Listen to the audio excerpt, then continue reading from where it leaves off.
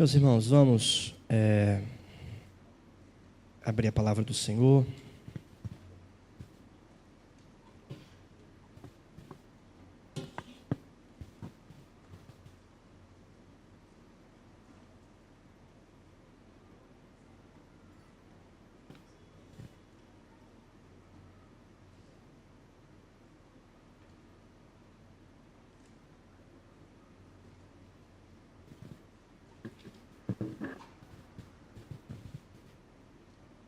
Em Romanos,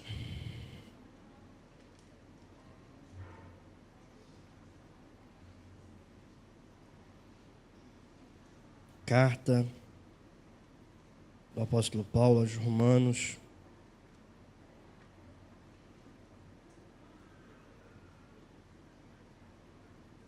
capítulo 11.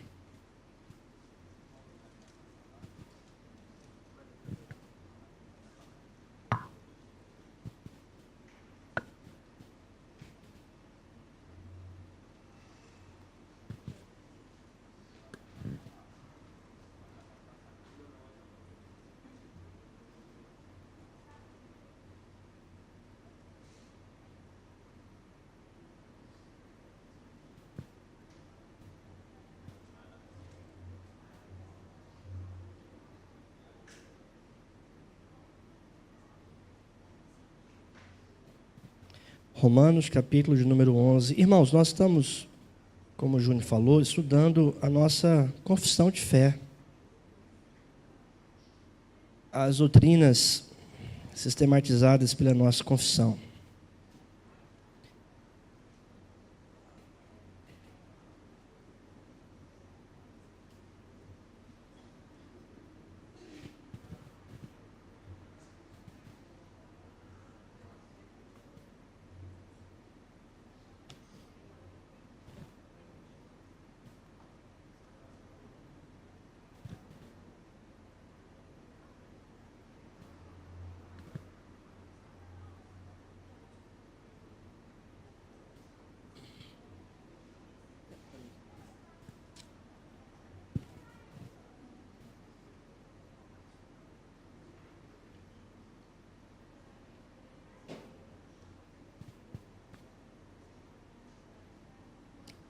Grande parte do que eu tenho falado está registrado nesse livro aqui, né? A Confissão de Fé do Westminster para a classe de estudos do Williams. É um livro muito bom, tá? Grande parte do que eu tenho falado, que eu tenho colocado no slide, tá?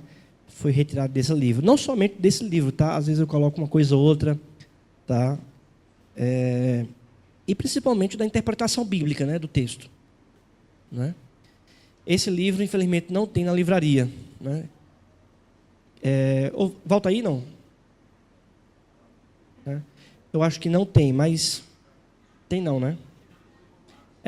Tem mais não. Mas, se você quiser, você pode pedir a Val. Acho que ela faz um pedido, tá? Ela faz o pedido. Juntando um número aí bom de irmãos que queiram. Aí ela faz o pedido e traz uma remessa só. Nós vamos estudar hoje sobre a doutrina do pacto, que é o capítulo 7 da nossa confissão de fé, que trata do pacto de Deus com o homem. Eu creio que vou me demorar, irmãos, alguns 1 ou 2 domingos, 2 ou 3 domingos nesse assunto, porque esse assunto é um dos assuntos mais importantes da nossa doutrina, da nossa teologia, da teologia reformada. Alguns estudiosos falam que é uma pedra, né, de fato, um fundamento muito importante da teologia reformada. É uma espinha dorsal, né? Alguns pensam, por exemplo, a doutrina da predestinação é a doutrina principal. Não, né? Eu creio que a doutrina principal é a justificação pela fé. A predestinação é uma doutrina bíblica, sim, mas não é uma doutrina essencial, principal, digamos assim, da teologia. Mas eis aí uma doutrina importante, né? Uma doutrina essencial, que é a doutrina da justificação pela fé, está também fundamentada, que é a doutrina do pacto, né? Do pacto, o pacto de Deus com o homem. Então, queria que você abrisse no texto de Romanos, capítulo 11. Eu vou ler o texto, diz assim a palavra do Senhor, a partir do versículo 5. Romanos, capítulo 11, a partir do versículo de número 5. Assim, pois, também agora, no tempo de hoje, sobrevive um remanescente segundo a eleição da graça. E, se é pela graça, já não é pelas obras. Do contrário, a graça já não é graça. O que diremos, pois? O que Israel busca, isso não conseguiu, mas a eleição o alcançou. E os mais foram endurecidos. Como está escrito, Deus lhe deu espírito de entorpecimento, olhos para não ver e ouvidos para não ouvir até o dia de hoje. E diz Davi, torne-se-lhes a mesa em laço e armadilha em tropeço e punição.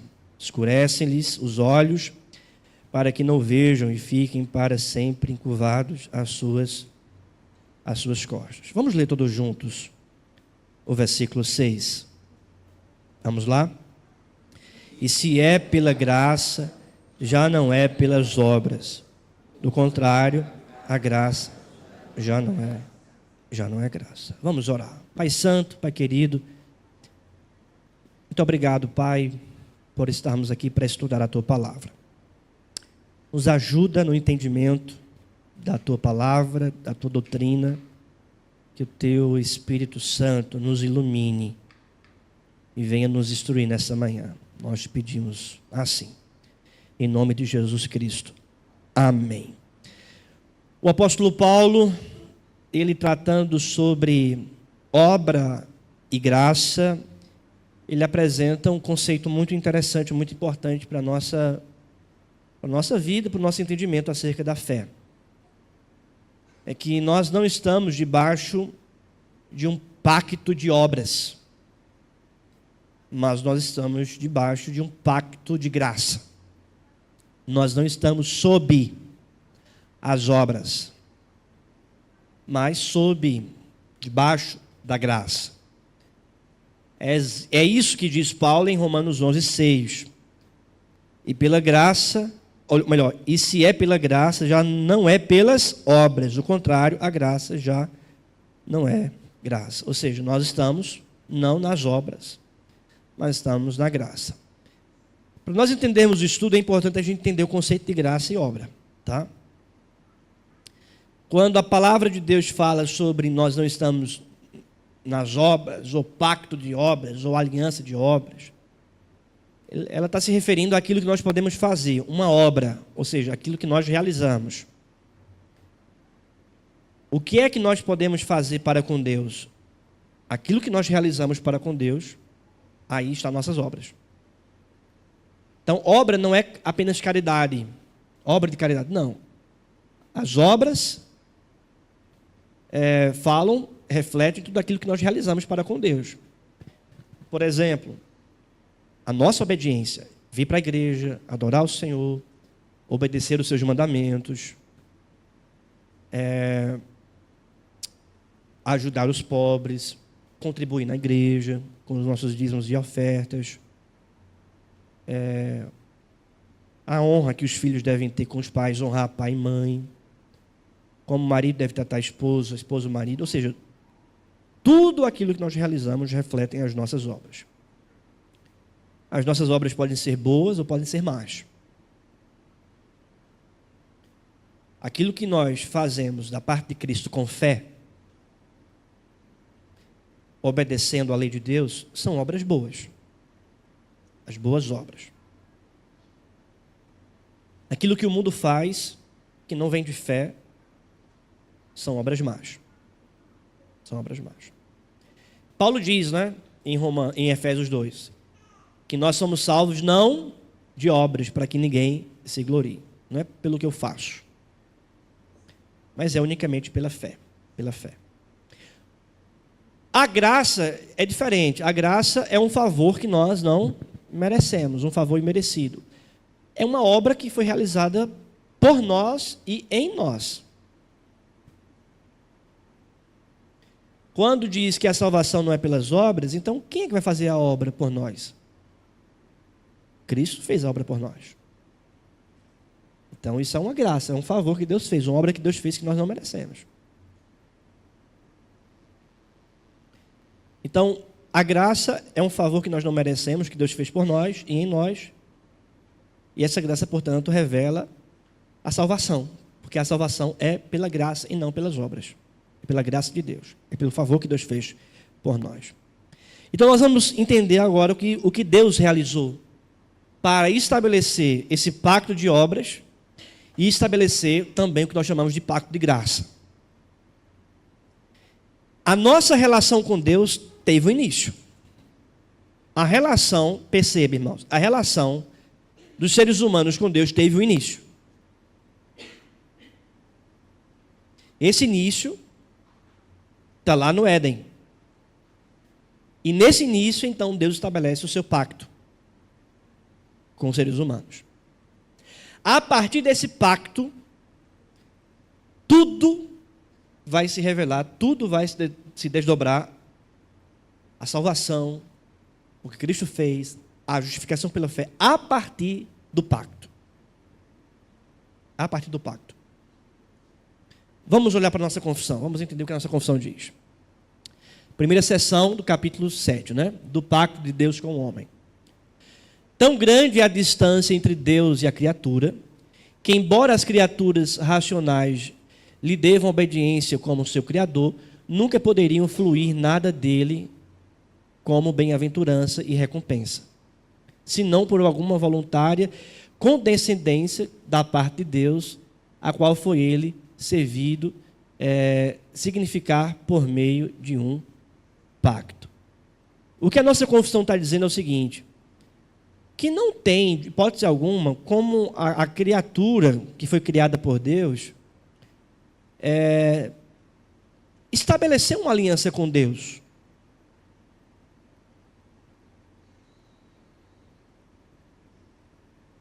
A criatura depende do seu Criador. Então, Deus faz o homem e faz a mulher, e então, a partir disso, Deus apresenta uma aliança para com o homem e para com a mulher. Então, a gente entende que não é o homem, não é o homem e a mulher que sempre existiu, não, eles foram criados, e que eles dependem da revelação de Deus, para conhecer, no mínimo, a Deus, alguma coisa de Deus. Daí, então, Deus criou um pacto. Deus criou um pacto. Sobre isso que nós entendemos. Primeiro, a distinção básica entre o Criador e a criatura. Deus é o Criador, nós somos a criatura. Se Deus é o Criador, nós somos a criatura, nós só podemos conhecer o Criador a partir do que Ele revela, do que Ele se revela. Não tem como a criatura conhecer o Criador, a não ser se o Criador se revelar, somente a partir da sua revelação. Que a criatura, porque a criatura deve obediência ao Criador, isso é natural. Se o Criador faz algo, aquilo que ele faz deve o quê? Obediência, subordinação. Existe uma autoridade sobre a criatura que é o Criador. Que é o Criador. Tanto é que Paulo vai argumentar para os filhos, em Efésios 5, dizendo, filhos, obedecei aos vossos pais, porque isso é justo. Porque isso é justo. Por que é justo? Porque vocês foram criados, são criados pelos pais. Os pais foi quem criou vocês e educam vocês. É natural. Natural. Terceiro, que o Criador não deve nada à criatura. Então, se Deus cria o homem e a mulher, o Criador deve alguma coisa à sua criação? Não.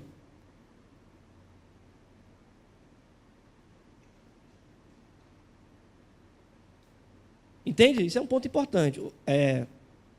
O Criador não deve nada à sua criatura, não deve nada a nós. Às vezes a gente acha que tem às vezes, tem muitas pessoas que acham que pensam que tem direito com Deus, direito disso, direito daquilo, exigir de Deus alguma coisa. Não, irmãos, a gente não tem direito de nada para Deus, não. Nós não temos direito algum para com Deus. Nós somos criaturas. Quem foi que fez essas cadeiras aqui? Quem foi, João? Quem foi que fez as cadeiras? Foi o quê? Foi uma fábrica. Né? Mas a cadeira não pode reclamar do dono da fábrica, porque fez ela marrom. Por que me fizeste assim, marrom? Não. E está muito bonita, viu, as cadeiras, tá? Glória a Jesus Cristo, amém? Me sentei aqui, confortável, está melhor que aquelas ali. Mais confortável do que aquelas ali. Mais confortável. Mas é uma verdade, o que o Criador não deve nada à criatura. E quarto, e que, portanto, todas as bênçãos e recompensas de Deus só podem vir por meio de uma condescendência divina, isto é, graça, certo? E, portanto, por meio de uma aliança soberanamente estabelecida. Veja, todas as bênçãos e recompensas de Deus só podem vir por meio de condescendência divina, por meio da sua própria graça, sua condescendência, e, portanto, por meio de uma aliança soberanamente estabelecida, que é o pacto. Se a criatura não pode exigir nada do Criador, se o Criador é totalmente diferente da criatura, se a criatura deve obediência ao Criador, e se a criatura não entende nada do Criador e de como então deve obedecer, a criatura somente pode entender o Criador e o que ele deve fazer a partir da revelação do Criador. E o Criador então se revelou para a criatura, apresentando um pacto. Vocês estão entendendo? Apresentando um pacto, uma aliança. Sendo mal, o pecador, na verdade, nega até mesmo sua condição de criatura. Veja, sendo o pecador mal, porque o homem caiu, desobedeceu e ele nasce em pecado, o pecador acha que não é criatura. O pecador acha que não é criatura. A impiedade essencial, ou básica do homem, é que ele se considera independente de Deus. Deus diz ao homem: sem mim nada podeis fazer. Ao que o homem responde: fiz isso pelo meu grandioso poder e para a glória da minha majestade. As palavras de Nabucodonosor. Então, por causa do pecado, o homem se esquece que é o quê? Criatura, dependente do Criador e que precisa da revelação do pacto para obedecer ao Criador. Ele acha que é independente do Criador. Abra sua Bíblia aí em Romanos. Capítulo 1.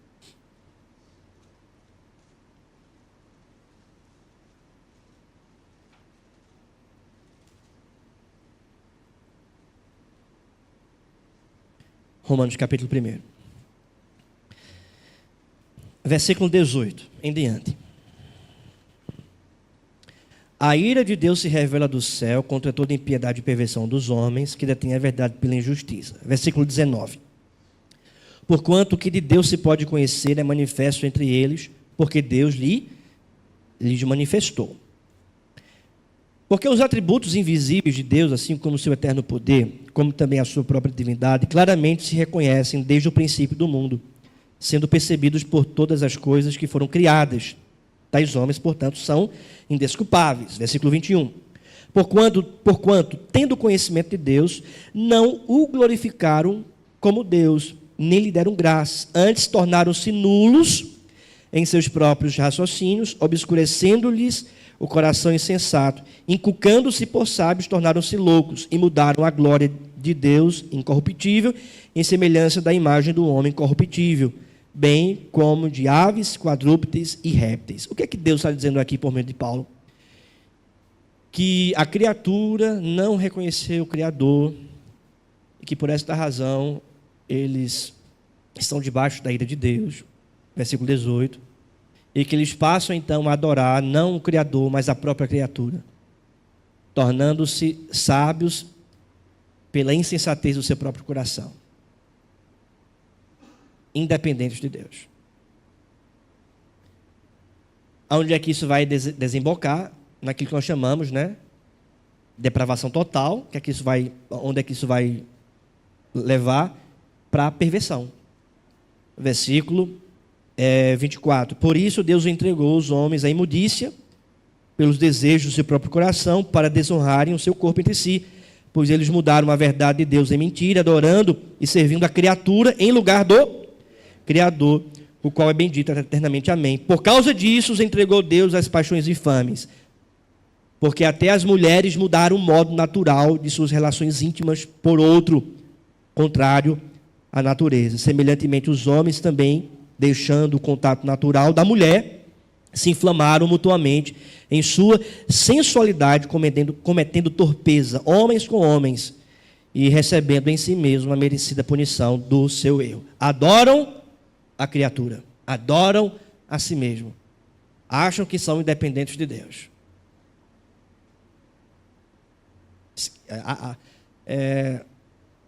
Abandonaram o processo da criação. O Criador, a criatura dependente do Criador, o Criador totalmente diferente da criatura, e que por essa razão a criatura precisa da revelação do Criador para receber das bênçãos e recompensas do próprio Criador. Essa revelação é o pacto.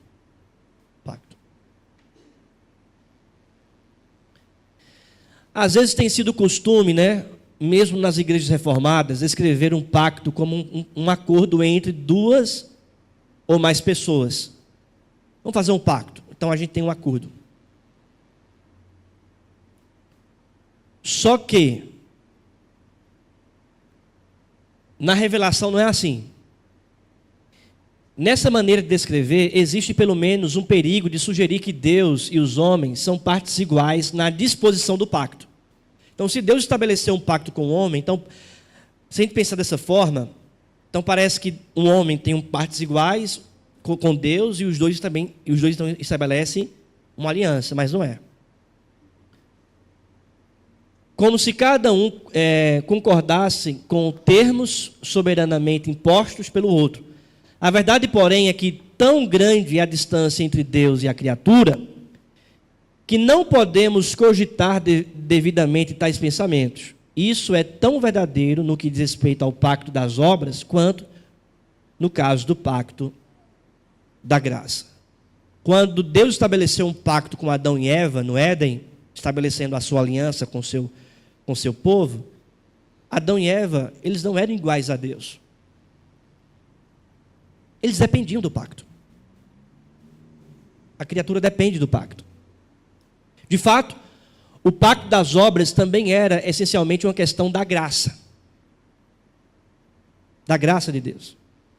Adão não tinha nenhum direito soberano às bênçãos e recompensas de Deus. A criatura tem alguma coisa que possa exigir do Criador? Não.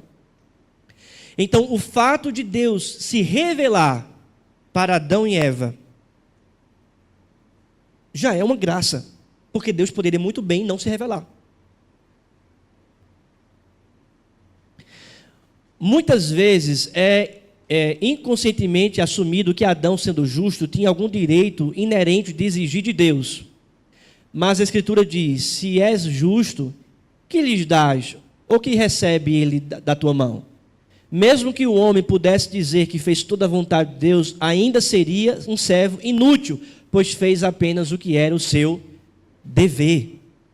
Então Adão não poderia exigir nada de Deus, por mais que pudesse ele ali cultivar a terra e obedecer à vontade de Deus até o momento antes da sua queda, antes do seu pecado. O pacto que Deus estabeleceu no Éden com Adão e Eva foi um pacto chamado pacto de obras.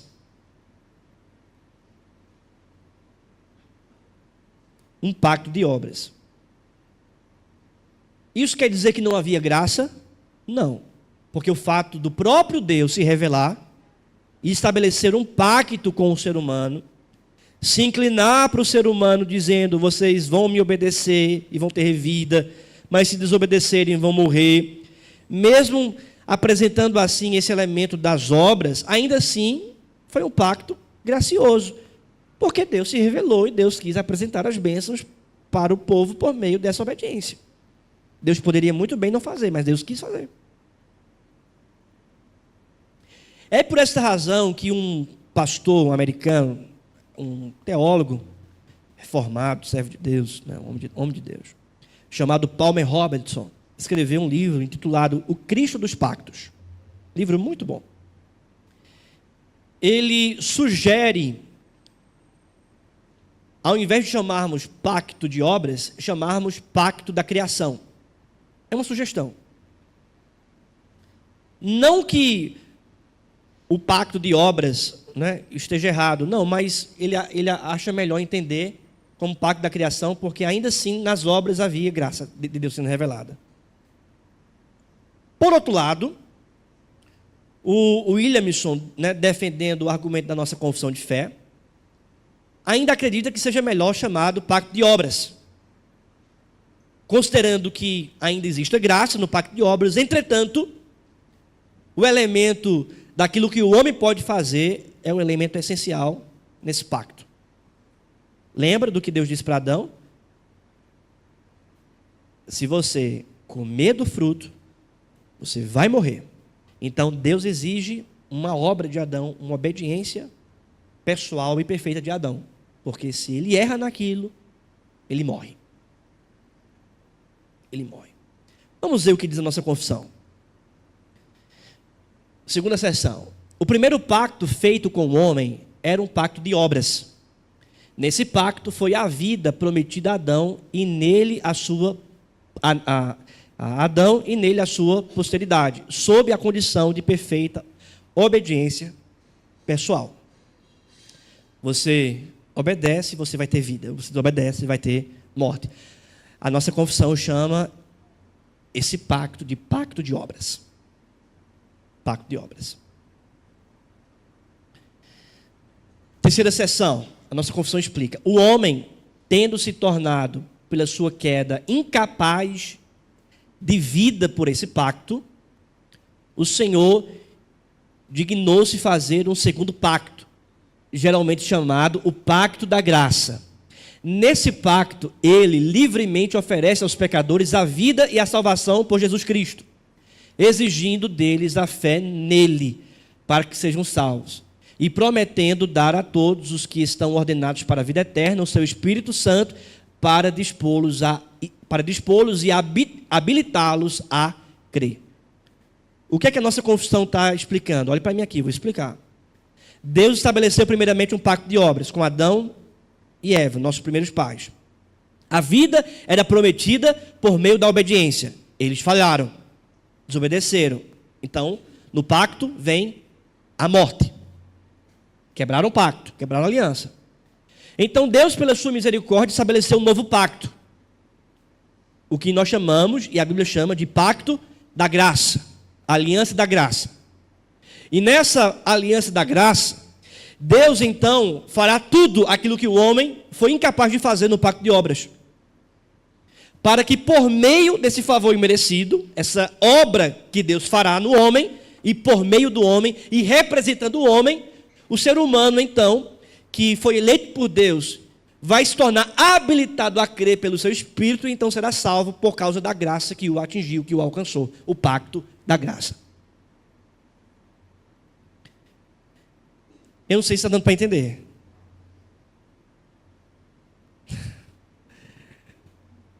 Porque às vezes eu fico pensando se eu vou mais profundo, mas, né? Está dando para entender.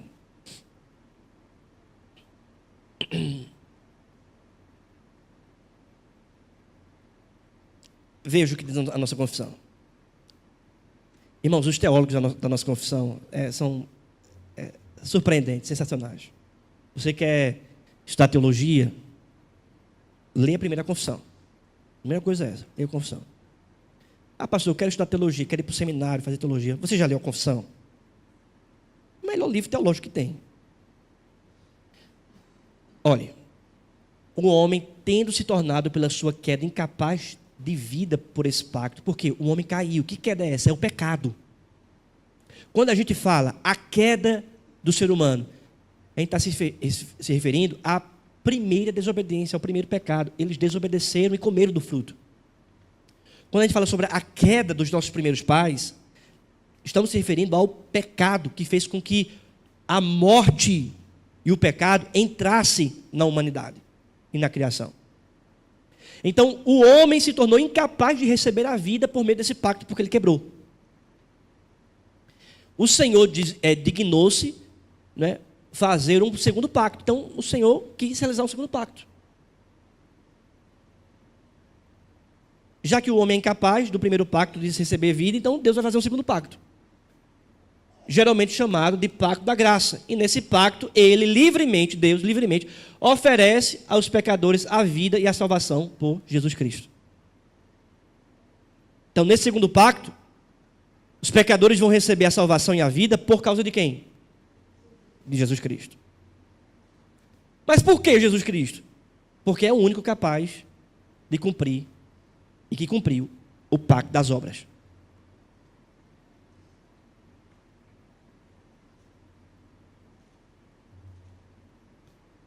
O pacto das obras continua lá.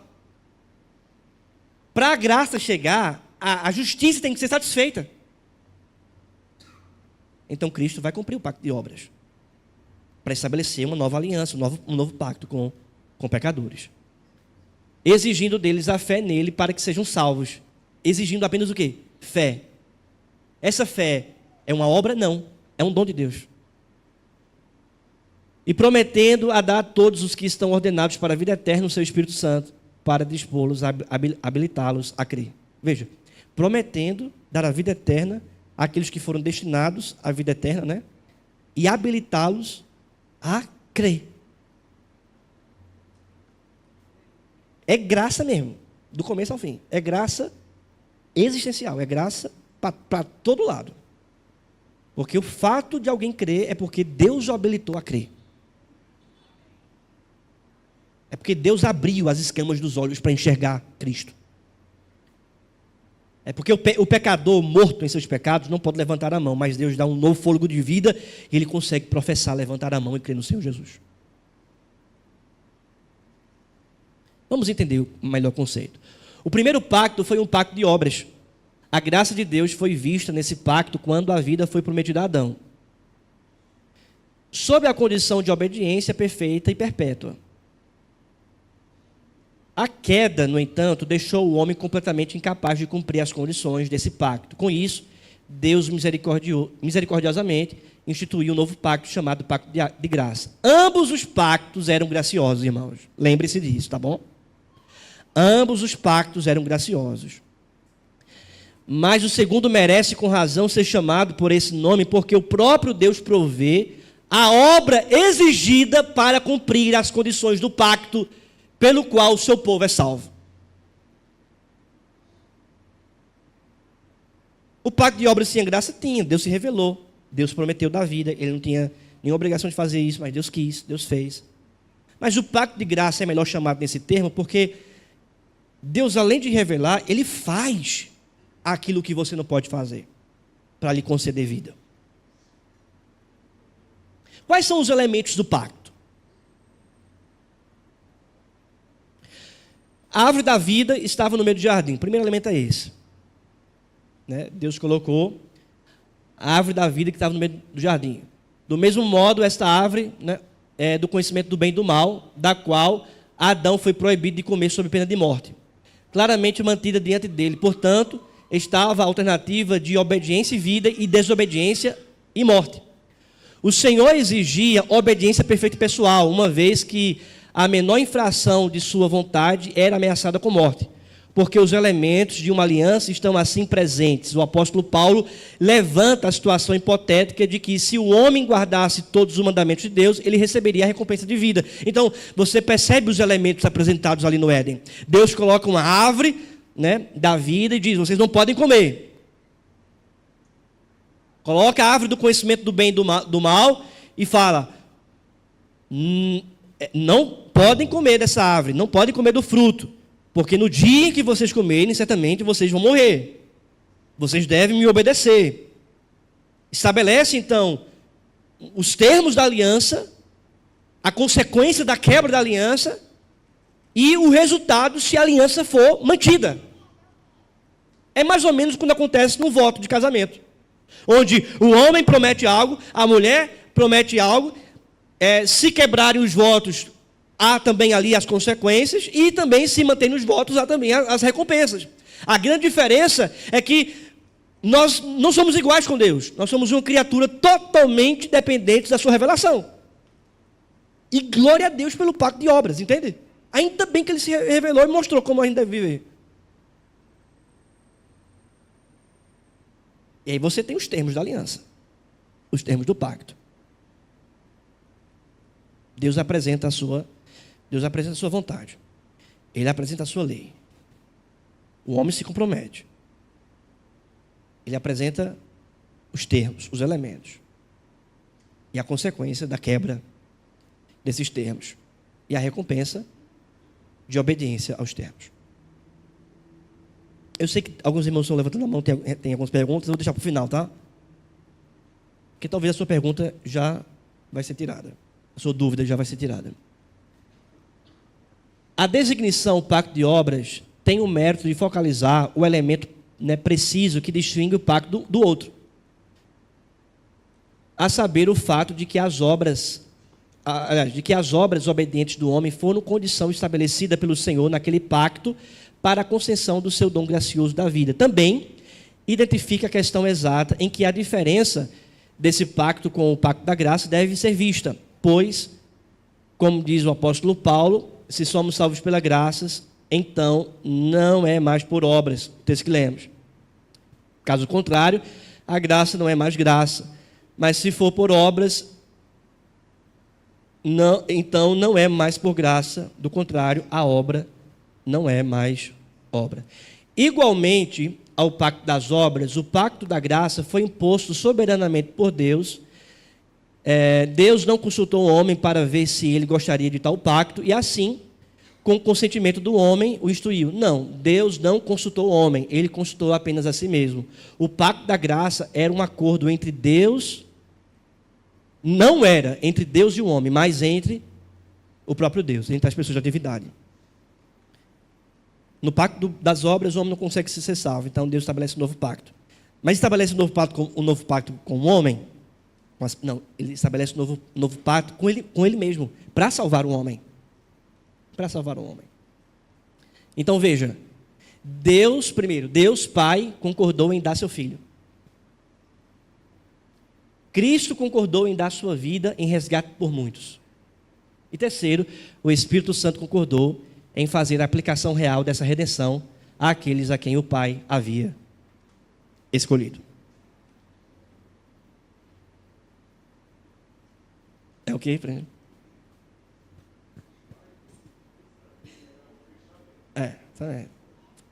Aqui estão os termos do pacto da graça. É mais ou menos o seguinte, irmãos. Tem um puritano que conta do século XVII, que conta uma ilustração assim. Olha, o homem não conseguiu ser salvo, não obedeceu. E aí então teve a reunião da Trindade.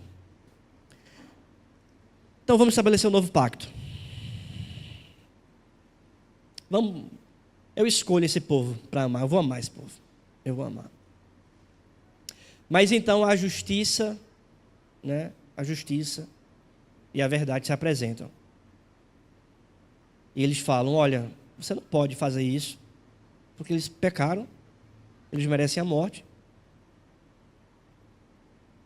E você não pode recolhê-los para si e amá-los, porque eles vão morrer. A verdade fala isso, e a justiça bate um ponto, dizendo exatamente, a verdade está certa, a justiça fala. Eles desobedeceram, não tem como. Então, nessa reunião, Cristo entra, dizendo, então eu vou dar a minha vida por eles. O Pai concorda. E o Filho, então, concorda, eu vou viver esse pacto, eu vou obedecer por eles e vou dar a minha vida por eles, já que eles quebraram. Eu vou derramar meu sangue por eles. Aí a verdade diz, então assim tudo bem. A justiça então concorda, porque a justiça vai ser satisfeita. O sangue vai ser derramado e a justiça vai ser cumprida. E a verdade e a justiça então concordam com o pacto. Mas então pergunta na reunião, e quem é que vai falar? O homem não está sabendo, o pecador não está sabendo, o povo não está sabendo. Então quem é que vai revelar esse pacto para eles? Quem é que vai chamá-los? O Espírito Santo. Aí o Espírito Santo diz, então eu vou. Eu vou para o mundo. O Filho me envia, eu vou. E eu vou vocacionar pregadores, vou chamar pregadores para eles anunciarem o pacto. Anunciarem o Evangelho. E eu mesmo vou abrir o entendimento para eles entenderem o Evangelho. E eu mesmo vou abrir-lhe o coração e dar-lhe um novo fôlego de vida para eles crerem. Eu vou habilitá-los a crer. E selar o meu espírito neles. Eu vou fazer isso. Eu vou ser enviado para apresentar esse pacto, essa nova aliança para eles. Aí o filho concordou, o pai concordou. A justiça e a verdade que estavam lá bateram o ponto, dizendo, assim tudo bem. E então, na eternidade, isso aconteceu e eles executaram esse plano na história. Eis aí o pacto da graça. Eis aí o pacto da graça. Né? Interessante que quando nós ceiamos, nós estamos o quê? Celebrando o pacto da graça. Né? A nova aliança. No sangue de Cristo. Na visão arminiana, vamos lá, irmãos, eu não gosto muito de fazer pontes e muros, né, barreiras. A gente não gosta muito de ficar debatendo assim, eita, calvinismo, arminiano. Mas eu creio que seja interessante a gente compreender as teologias, as tradições, tá certo? Para a gente ter um respaldo bíblico e não sermos levados por nenhum vento de doutrina. E que isso gere em nós humildade, tá bom? Não em nenhum tipo de soberba e arrogância, mas humildade e firmeza na palavra. Na visão arminiana, veja, Cristo morreu por todos os homens. Por isso, defendem que Cristo os tirou dos compromissos do pacto de obras. Gente, eu estou me referindo aqui ao arminianismo clássico, tá bom? Esse neopentecostalismo que é pregado nessas igrejas novas, ele não sabe de nada disso, não sabe nem o que é arminianismo, tá? Eu estou falando do arminianismo clássico, tá bom? Veja, defende que Cristo os tirou dos compromissos do pacto das obras e os introduziu na disposição do pacto da graça. Com isso, Cristo oferece a todos os homens, individualmente, a vida eterna em termos novos e mais fáceis do que os da aliança, do pacto das obras.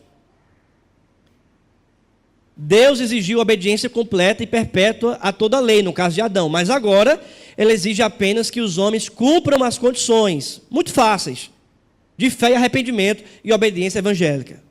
Tá certo isso aí? Você vai dizer que não, só porque é arminiano, né? Mas qual é o ponto aí? O que está errado nisso aí? Não, não é isso, não. Porque, de fato, poderia aplicar para todos os homens no sentido global, né? Gente de toda tribo, língua e povo, nação. Mas tem uma coisa mais pesada, vamos assim. Hã? Não, não é isso. Quando a confissão fala assim, a visão arminiana diz que ele nos tirou do pacto das obras, e de fato, ele nos tirou ali, né?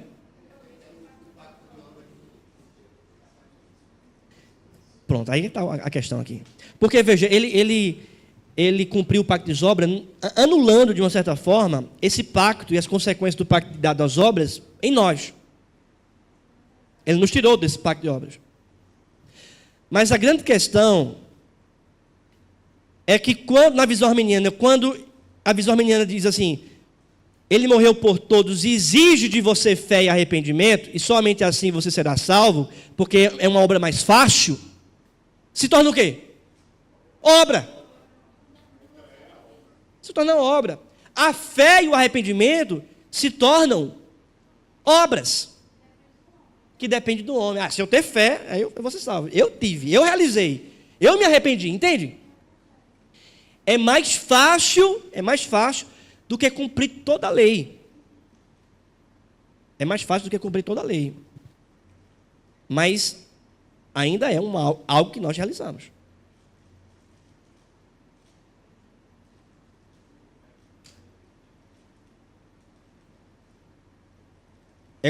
Na visão arminiana é assim, Cristo morreu, realizou o pacto, então ele possibilitou você realizar uma obra menor, para que você seja salvo, que é você se arrepender e você crer.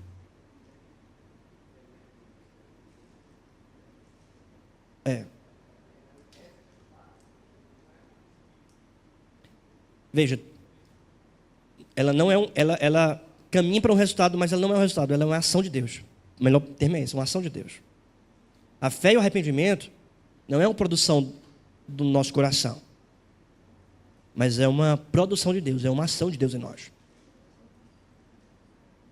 A Bíblia diz, é Ele que concede arrependimento. E a Bíblia diz que a fé é dom de Deus. Na visão arminiana, veja, Deus então concede sua recompensa da mesma forma para o cumprimento dessas condições do pacto da graça, como fez anteriormente para o cumprimento das condições do pacto das obras. É fácil ver que a mera terminologia não pode esconder o fato de que obras evangélicas ainda são obras. E que uma aliança que tem condições que o homem cumpre por suas obras não é realmente uma aliança da graça no sentido estrito. Se eu posso, então pode até ser chamado de pacto de graça. Mas se eu sou salvo por aquilo que eu faço e realizo, ainda assim continua nas obras. Obras mais fáceis, na visão deles, mas continua obras, ainda é obra. Na visão reformada, que é a nossa visão, nós somos uma igreja reformada, todas as condições do pacto da graça são realmente cumpridas pela obra de Deus. Parte desse trabalho é feito para nós por Cristo, né? A outra parte é feita em nós pelo seu Espírito. Parte desse trabalho é feita por nós em Cristo, ou seja, Ele representou a nossa vida, obedecendo. Ele morreu nos representando no Calvário. É Ele realizando por nós. E o Espírito Santo realizando em nós. Nos iluminando, nos dando o dom da fé, nos habilitando a crer, abrindo os nossos olhos para entender. O Espírito Santo realizando em nós. É verdade que uma condição do pacto da graça é a fé em Jesus Cristo. Mas essa condição é cumprida porque o próprio Senhor dá fé ao seu povo. A fé é uma exigência, mas é o próprio Deus que dá a fé.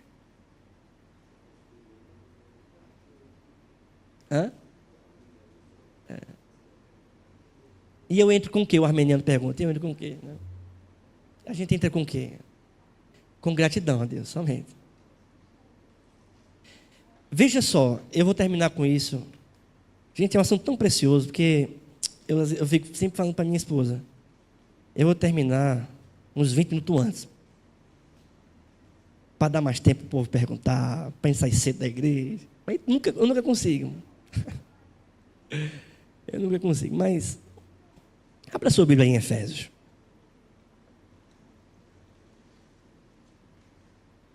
Efésios capítulo 2.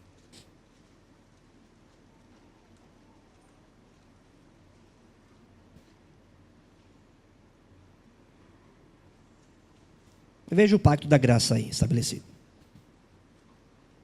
Efésios capítulo 2.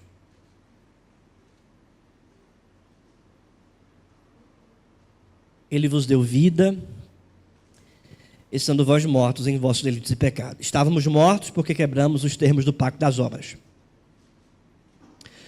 nos quais andastes outrora segundo o curso deste mundo, segundo o príncipe da potestade do ar, do espírito que agora atua nos filhos da desobediência.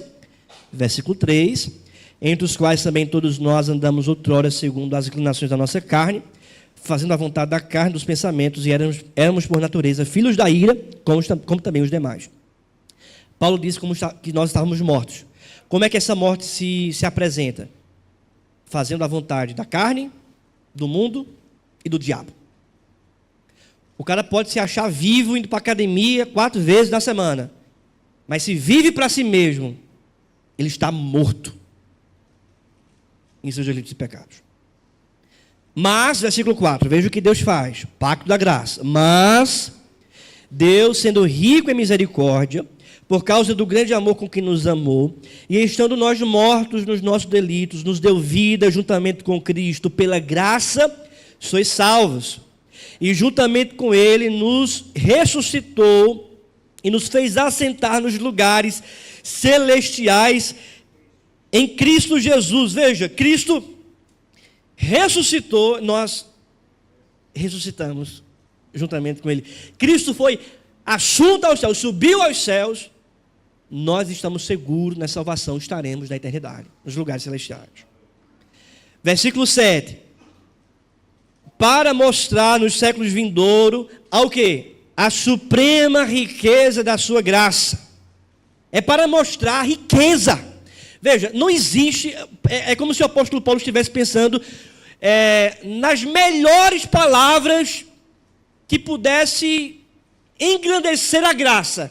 Ele diz, a suprema riqueza da sua graça. Em bondade para conosco, em Cristo Jesus. Versículo 8. Juntos? Porque pela graça sois salvos, mediante a fé, isso não vem de vós, é dom de Deus, não de obras, para que ninguém se glorie. Veja, Ele dá vida ao morto, regenera.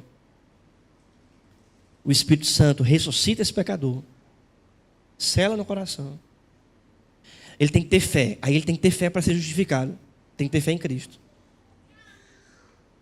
Ele pode perguntar, como é que eu vou ter fé? Como é que eu vou fabricar fé? Eu preciso da fé, Deus. Eu preciso da fé para crer em Ti. Aí Deus vai e diz, toma aqui a fé. Eu vou te dar fé para você crer em mim. Aí ele então termina. Porque pela graça sois salvos mediante a fé, e isto não vem de vós, é dom de Deus. O que Paulo está dizendo aqui é o seguinte. Paulo está fechando o raciocínio. Ele está excluindo qualquer possibilidade de parte humana para receber a salvação. A suprema riqueza da sua graça. Como é que eu posso exigir de um morto ter fé se ele está morto?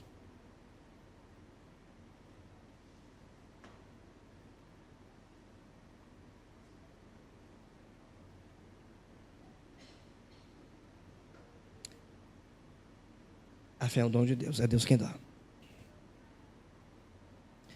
Para finalizar, irmãos, como se sabe, não nos apossamos da salvação até que certas condições sejam realizadas em nós.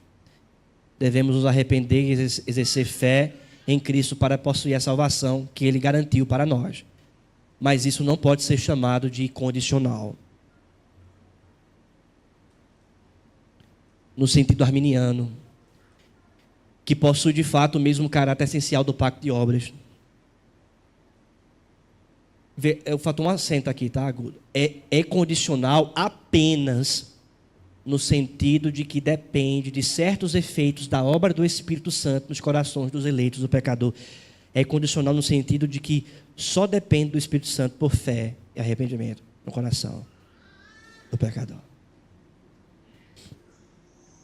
Amém. Vamos abrir para perguntas, Lucas.